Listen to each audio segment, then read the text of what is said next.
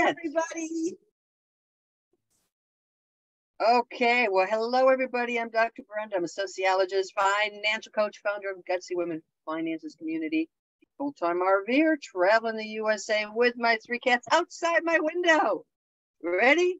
Ready to peek? Oh, there's just sunshine, sunshine, sunshine. I'm in Joshua Tree, California. I'm going to head into Joshua Tree National Park right after this call.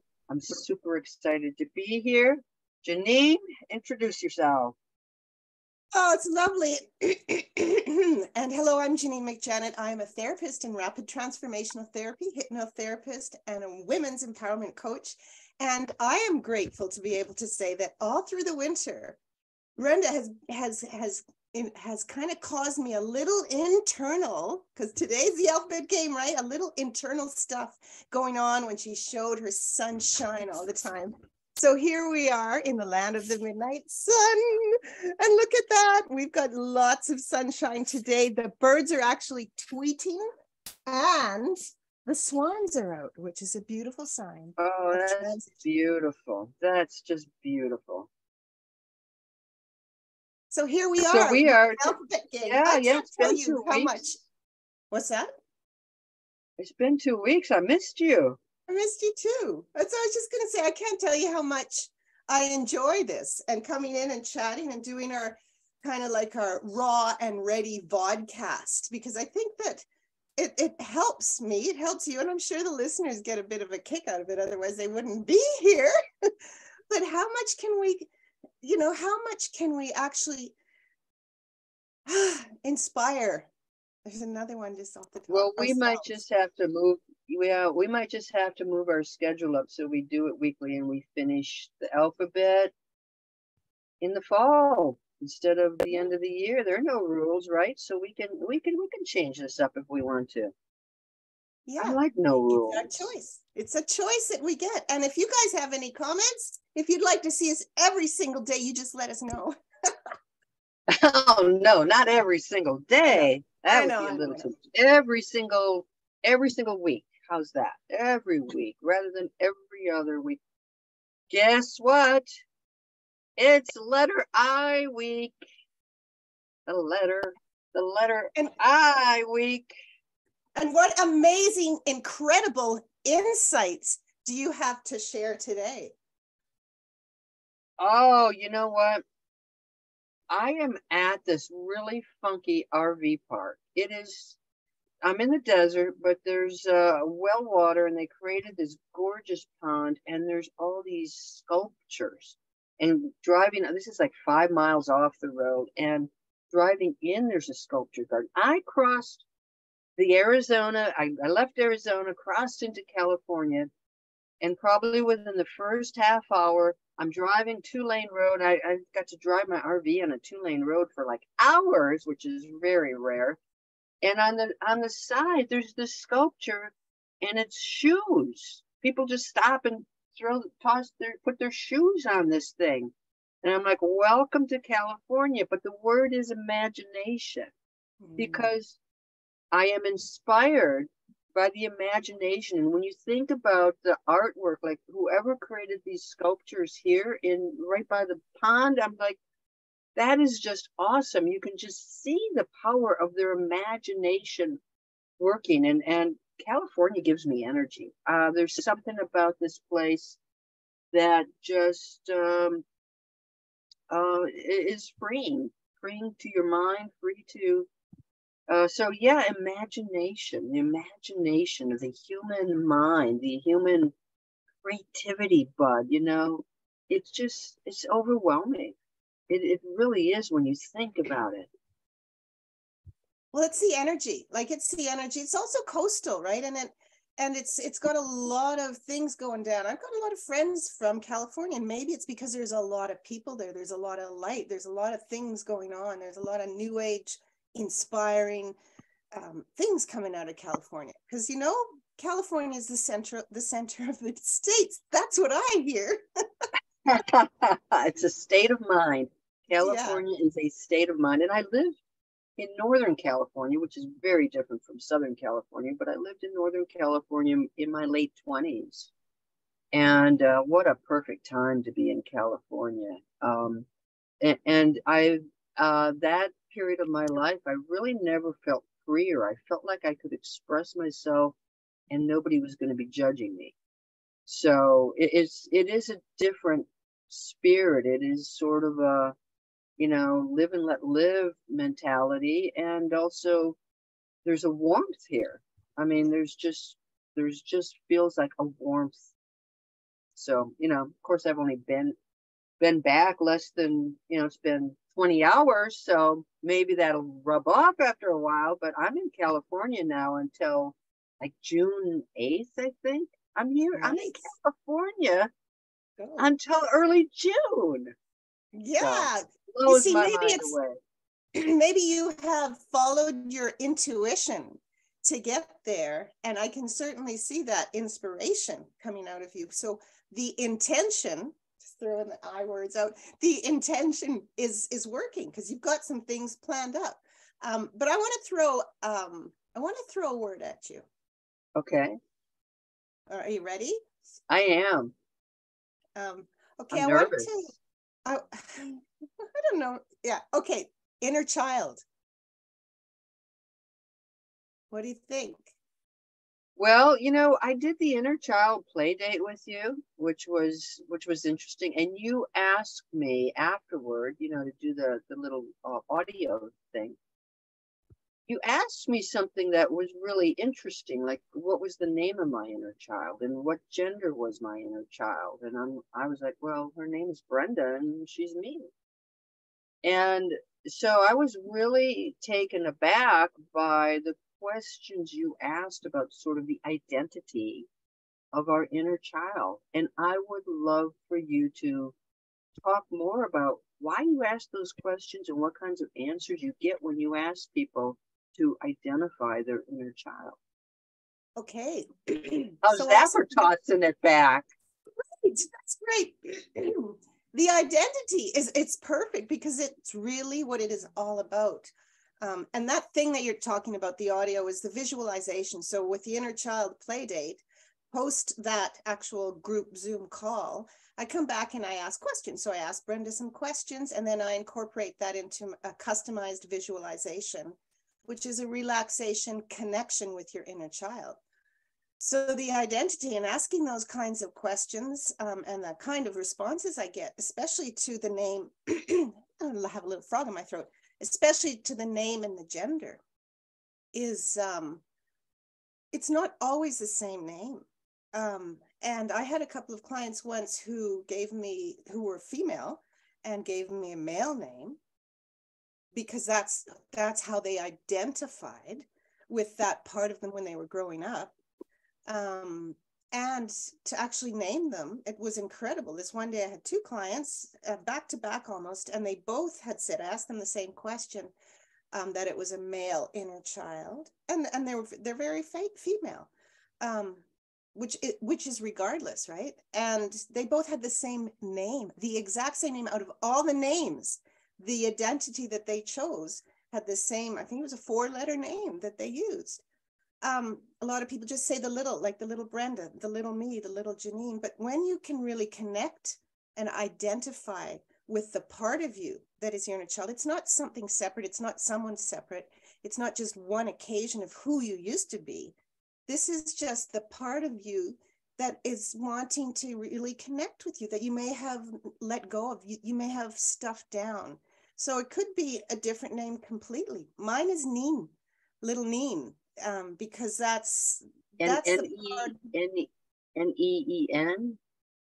Well, N-I-N-E, like Janine, Nina. Oh, So I got you. yeah, Nina, and that name came to me sometimes by very few people, and the people that called me that, I feel really connected and loved to. Now, you know, I've had other nicknames, and I wouldn't absolutely want to connect that with my inner child, right? Handbag was one of them. Handbag. I got called handbag at school. But you know, school is hard. Yeah, it is. Yeah, it's it difficult is. sometimes. Yeah. But yeah, it's the connection piece, and inner child work is really profound for me. And that's really where I've found all of the healing that comes from. And I think everybody that's been in some form of trauma or trepidation, I'll save those for the teas, but it roots back to something that happened in our past. And it doesn't mean you were 1 or 3 or 7, which is where the most of the experience come. It could be in your teens or your 20s. That part of you could be your inner child. Yeah. The part that I felt like about that exercise is, think about going back to childhood. You don't have these worries, these stresses, these expectations. You're free to have fun. And that's something that as we grow into adulthood, oh, that's foolish, don't do that. And so, and for me, I mean, what is today? Oh my gosh, I am approaching my fifth year anniversary on the day I was fired from my job. And what a different life it has been. But so one of the things that I really focus on is identity. Yeah. Because I mean that's I've kind of reverted back towards my inner childhood. I sat down at that dining room table one day and I thought, who am I? I'm not, I've traded in the career for this, become a financial coach, and I don't have that office, and I don't have the speaking gigs, and don't have all this stuff going on. And who am I? Because I had identified with my job. I was my job. And when it was taken away, it's like, well, now who am I? But one of the things that I remember, that there's this picture of in my childhood that stands out, and I'm in this little rocking chair, probably 5 or 6 years old. There's a kitten on my lap, of course. And that picture is probably one of my favorite pictures, because it's like, that's who I really am. That's, I'm the cat girl, I'm the cat lady, but I'm just the cat woman. And I'm just having to go back to the things that brought me joy back then, which is feeling free and walking around in nature. So I think sometimes we have to kind of revert back to those things that we remember who we were when we were age 5, 6, 7. And when we get older, we give ourselves the license to go back and return to bits and pieces of that childhood. Yes. Oh my gosh, you said so many great things. We do give ourselves the license, but we have to be able to know that, because sometimes we don't know that. You asked an incredible question. Who am I? Who am I? Who am I? And being the letter I today, I am is actually it's the shortest poem in the world. And you can understand why, because there's so much attached to it. If you stand next to someone and say, hey, how are you? Or who are you? I am. Like, it can go any direction, but that's the clarity that you need to be able to really take chances, take choices, and move around and grow and bloom, right? I am is huge. Excuse me. I wanted to just read something very quickly. Okay. Because let me just pull it up here. I don't know if it's going to be quick. I'm going to wait because I'm having some internet issues here, but I am is everything. So what I want to ask you guys out there is, like all of my clients, the first thing is journal a little bit. People don't like to journal necessarily, and you don't have to put pen to paper. You can put fingers to the keyboard. You can pick up your phone and you can talk to it, but ask yourself the question, who am I? What am I here for? What am I doing? What's my purpose? And I am, and just write that down and just continue floating down. I think I heard this from Deepak Chopra, Mr. Yoga, spiritual man, which is great. He's great. And so I started journaling, who am I? And I wrote, I am. And the first time, like, oh, this is so silly. I am a woman. I'm a mother. My name is Janine. I'm at work, blah, blah, blah. And it didn't take me more than a week to really get off track on that. I am the essence of my soul, searching for blah, blah, blah, blah, blah. It just allows that expression. And when we put pen to paper, it can be just super duper. That's what I think. So I'm kind of recreating something I did on Monday morning. And you do pen on paper, and I've started to just make little icons and graphics like this. So I did a video on Monday, and I'm I've talked about, I'm probably going to be changing the way I RV and get a home base. And so I drew this little thing because it's like, what's important to me? Yeah. And so instead of words, I've started moving to graphics. So, I mean, my decision making, partially it's financial, partially it's business, trying to get a speaking career going. Part of it is being closer to family. Part of it is building a community. Part of it is following the weather. That's at the core of my heart. And the other part is lifestyle, hiking mountains. And when I did this, and the thing that was missing is cats, but they're such a constant, okay, cats on there. But when I did that, the transition that I'm about to make and the change in my dream life, really, it became very, very clear. And these are things that I identify with. They are things close to my heart.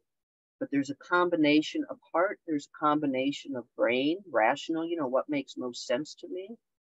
And so whether it's journaling or, I'm going to challenge folks out there. So what are your priorities? Get out an index card, draw little icons, doodle. Icons. Did you know that starts with I too? Icon. Yeah, how about that? But, find, do something so that you can move into your ideal life, into your dreams. Yeah. So, I mean, there are lots of tools if we take time to use it. Now, I think back when I did have my career, I said I had no time to breathe. It's like, I just kept making it through day after day after day. Time was my enemy. Time marches all over your face and then you die. Well, that's nice. It must have been from one of those Hallmark cards I saw years ago that was imprinted into my mind. Yeah. I mean, people don't talk about aging very positively, but I love who I'm growing into. I mean, don't you love who you're growing into? Somebody asked me what I did yesterday, who I hadn't spoken to for about 10 years, a friend who lives up here. And she's like, yeah, I'm retired. I went down to the island. I did some, I'm working back, in the office again. What about you? And I said, I gave my spiel like I did at the beginning. I said, I freaking love my life. And so, yeah, I love it, and it's not everyone's journey. It's my journey. And that's the individual thing that we have to sort of take from this, is that we are all individuals, and to infatuate ourselves with ourselves and allow ourselves to inspire ourselves and just get what we want. And it all starts with who you want to be, whoever do you really want, not what you want. The journey doesn't look anything like I thought it was going to be. How about you? Oh, no, not at all. No, I mean, I'm shocked sometimes that I'm in an RV talking to you about, I mean, I'm shocked at how, and this is, we have the power to change who we are. Yep. So, and instead of following the brain all the time, I mean, what I've been doing is following my heart. And the brain comes along for the ride. Absolutely. That's very important to me. But this journey is more heart-filled and joy-filled than it ever was in a structured environment. I mean, I'm just thriving out here. Yeah. You've just touched on so many things: the brain, the mind, the soul, the heart, the body, the mind body of it all, which brought up to me, like, our brain is, of course, it's part of us. Our mind, our conscious mind and our subconscious mind, all the pieces and parts of us, the angry self, the wounded inner child, all of the different parts of us, the happy, joyful, all the different moods that we can create to identify who we are. It's a choice, but sometimes it's not a conscious choice. And I wanted to just bring up a process that I'm using in my hypnotherapy, RTT, which is rapid transformational therapy, which is all about eyes.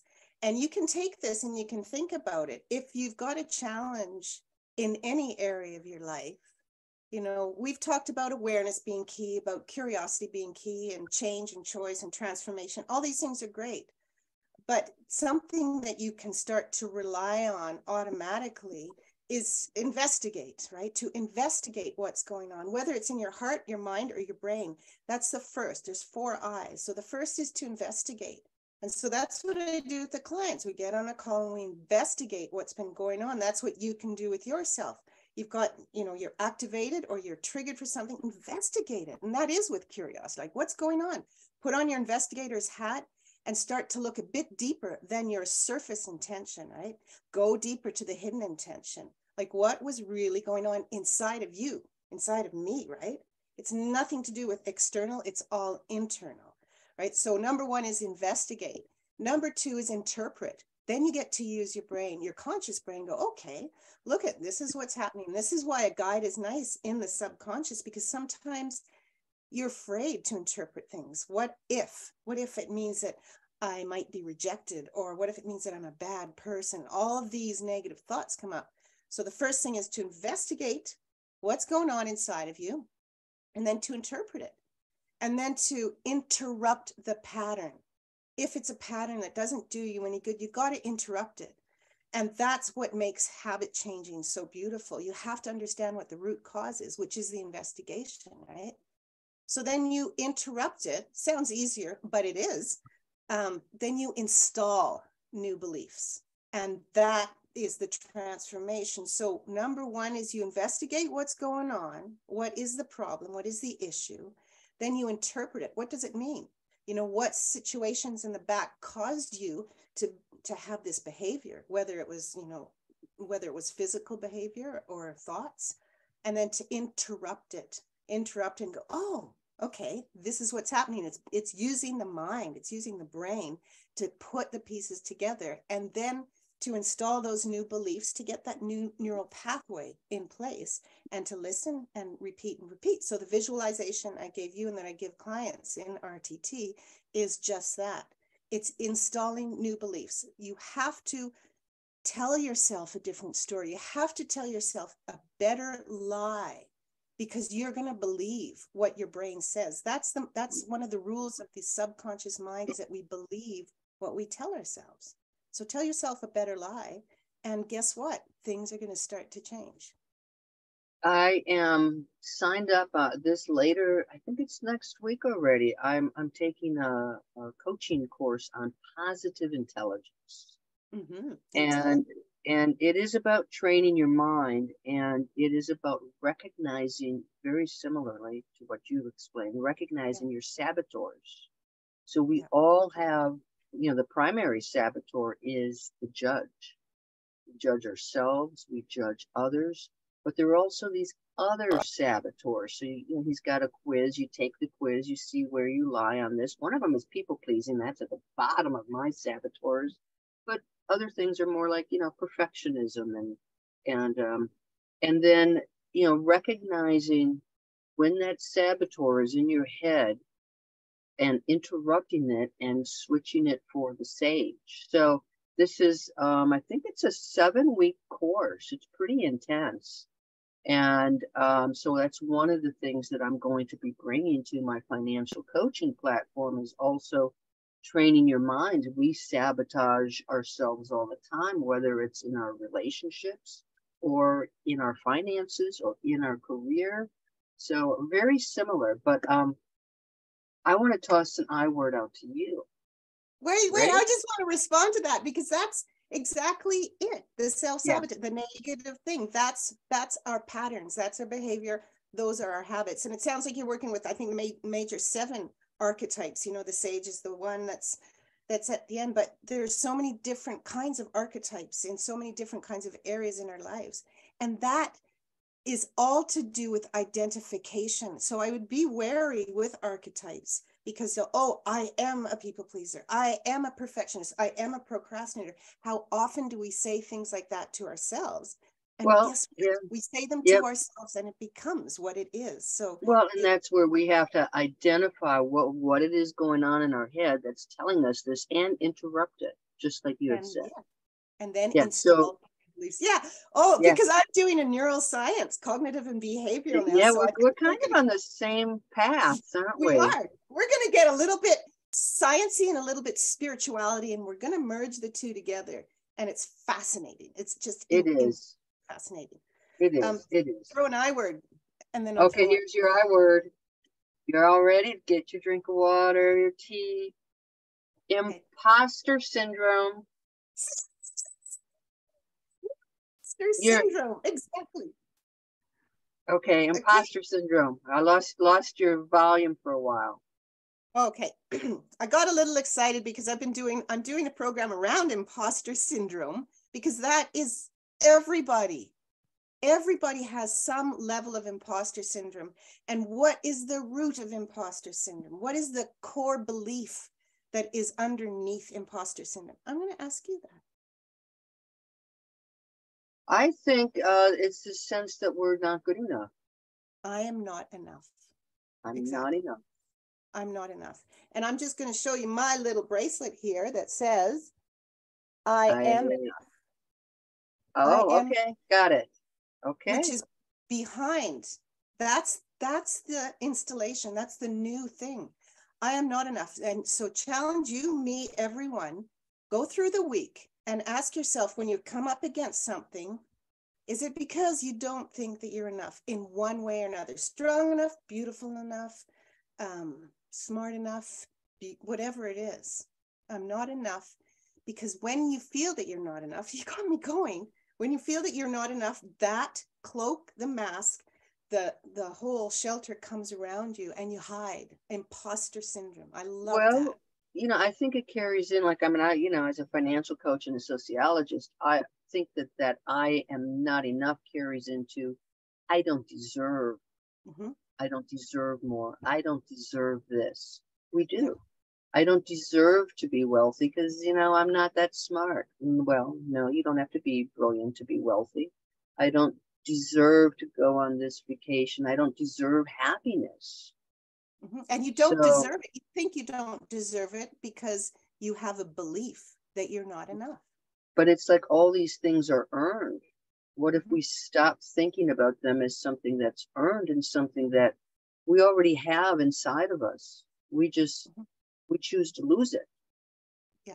And it's not always a conscious choice, right? No, it's not. It's Inventory not at just all. came up.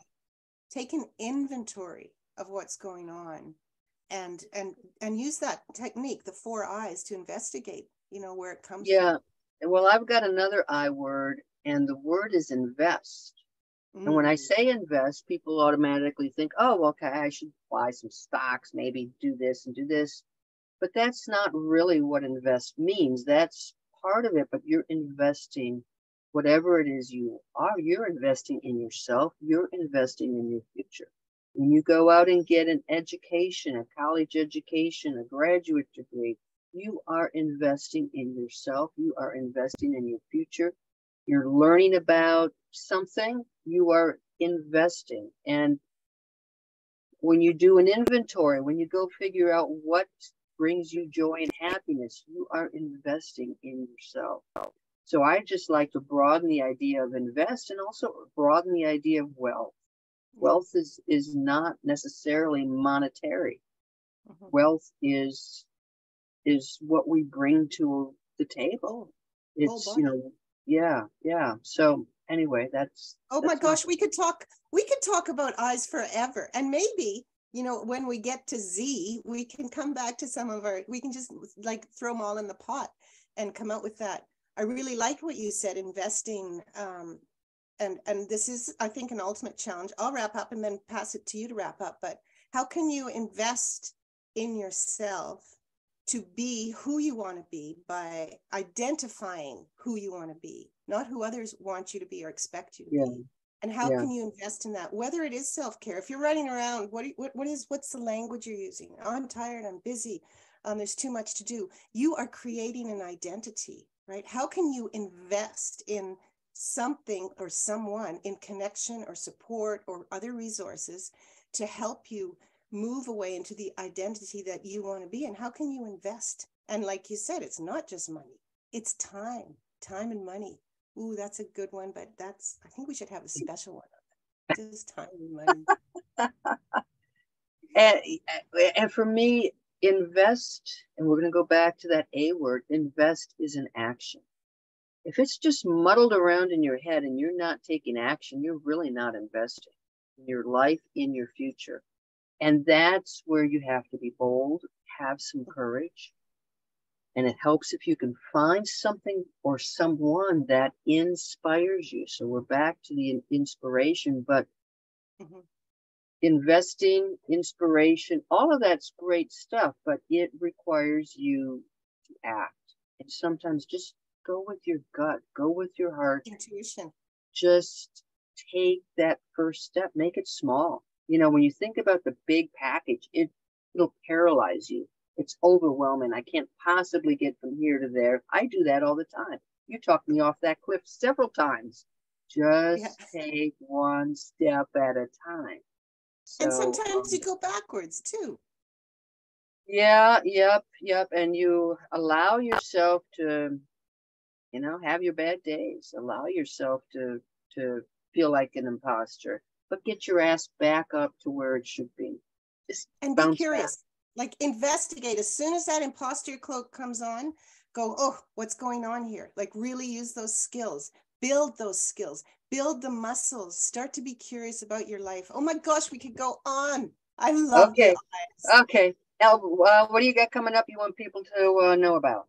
Well, I've come up with a new date for another inner child play date, and it's going to be in May, and I'll post the details underneath here. It's a simple, short connection with your inner child, and it's got that visualization that we talked about as part of the package. It's really cool. And I'm a brand new therapist now. It got all officialized. Yeah, congratulations. That is so super. I'm so proud of you. I know. It's so cool. Imagine. Yeah, great. Well, I've got the San Diego Dream Life Retreat for Women coming up April 22nd. If you're in the California area or you want to fly in, you know, check out my link tree. I've got the link in there. GutsyWomenFinances.com. It is Adios Debt Month. I had my excursion to help you set up your get out of debt plan. If you missed it, come on into the Wealth Builder program because everything is there for you. All the tools, all the videos can help you get rid of debt.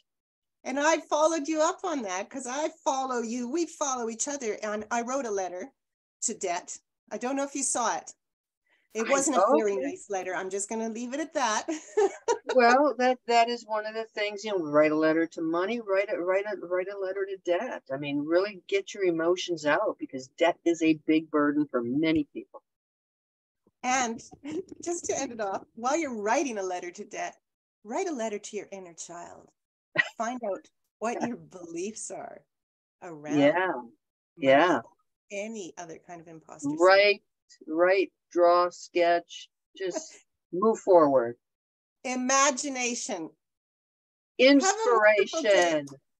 Okay, guys, thank you. Thank you so much for being here. And until next week, if you want us to do this more frequently, let us know.